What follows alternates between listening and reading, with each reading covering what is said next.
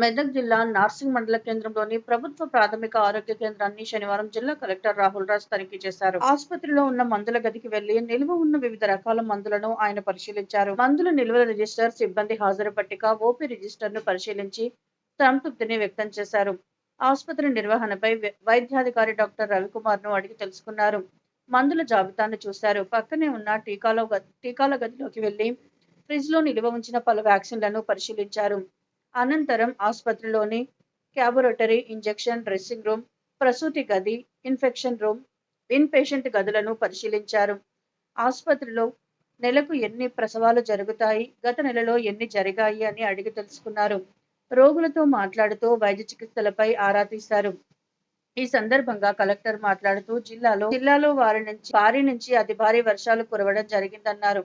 3 రోజులుగా వర్షాలు తగ్గుముఖం పట్టాయని, సీజనల్ వ్యాధులపై అప్రమత్తంగా ఉండాలని, డెంగ్యూ, మలేరియా, చికెన్ గున్యా వంటి వ్యాధులు, విష జ్వరాలు సోకే అవకాశం ఉన్నందున, అలాగే గ్రామ ప్రజలు ఇంటి ఆవరణను శుభ్రంగా ఉంచుకోవాలని, పంచాయతీ సెక్రటరీలు, ఆశా కార్యకర్తలు గ్రామాలలో ప్రతి ఇంటిని నీరు నిల్వ ఉండకుండా తొలగిస్తున్నారని, దోమల లార్వాలను సమూలంగా నిర్మూలించి ప్రజలకు అవగాహన కల్పిస్తున్నారని, దోమలు, ఈగలు వాలకుండా పరిశుభ్రంగా ఇంటిని ఉంచుకొని ఆరోగ్యాన్ని పరిరక్షించుకోవాలని ప్రజలకు హితవు పలికారు.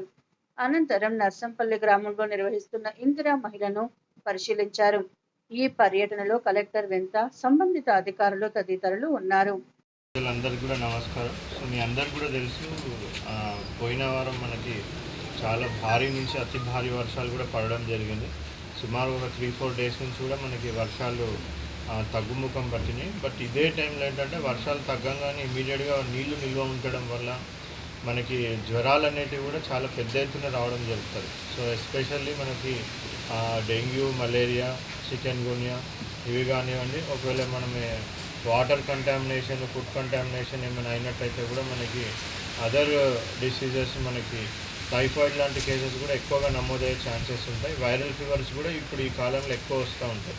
సో అందరికీ, ప్రజలందరూ కూడా విజ్ఞప్తి ఏంటంటే, దయచేసి మీ చుట్టుపక్కల ఉన్న పరిసరాలంతా కూడా పరిశుభ్రంగా పెట్టుకోవడము, వ్యక్తిగత పరిశుభ్రత కూడా పాటించడం. సో ఈ రెండు మనం పాటించినట్టయితే సో మనకి ఈ మస్కిటోస్ వల్ల, దోమల వల్ల వచ్చే చికెన్ గున్యా కానివ్వండి, డెంగ్యూ, మలేరియా ఇవన్నీ రాకుండా ఉంటుంది. అదేవిధంగా టైఫాయిడ్ కూడా రాకుండా ఉంటుంది. సో దానికోసము ఆల్రెడీ మన పంచాయతీ సెక్రటరీస్, ఆశా వర్కర్స్ వాళ్ళందరూ కూడా ఇంటింటికి తిరిగి కూడా ఎక్కడైనా నీళ్లు నిల్వ ఉన్నట్టయితే సో ఆ నిల్వ ఉన్న నీళ్ళని అంతా కూడా పారేయడం, మళ్ళీ ఎక్కడ కూడా నీళ్లు నిల్వ ఉంచకుండా చూసుకోవడం. ఒకవేళ ఎక్కడైనా దోమల బ్రీడింగ్, మస్కిటో బ్రీడింగ్ ఎక్కడైనా ఉంటే దాన్ని డిస్ట్రాయ్ చేయడం. సో ఇవన్నీ కూడా మన వాళ్ళు చేస్తూ ఉన్నారు. బట్ వాళ్ళే కాకుండా ప్రజలు కూడా మన పరిసరాలంతా కూడా శుభ్రతగా పెట్టుకోవడము, నీళ్ళు ఎక్కడ నిల్వ లేకుండా చూసుకోవడము, వ్యక్తిగత పరిశుభ్రత కూడా పాటించినట్టయితే మరి ఈ సీజన్లో మనకు ఎక్కువ మట్టుకు కూడా ఫీవర్స్ వస్తూ ఉంటాయి. ఒకరి నుంచి ఒకరు కూడా వెళ్ళడం జరుగుతూ ఉంటుంది, స్ప్రెడ్ అవుతూ ఉంటుంది. సో దీన్ని అంతా కూడా మనం నివారించడానికి ఆస్కారం ఉంటుంది. కాబట్టి అందరూ కూడా వ్యక్తిగత పరిశుభ్రత పాటిస్తూ పరిసరాలంతా కూడా శుభ్రంగా పెట్టుకోవాలని కూడా అందరికీ కూడా విజ్ఞప్తి చేస్తాను. Thank you.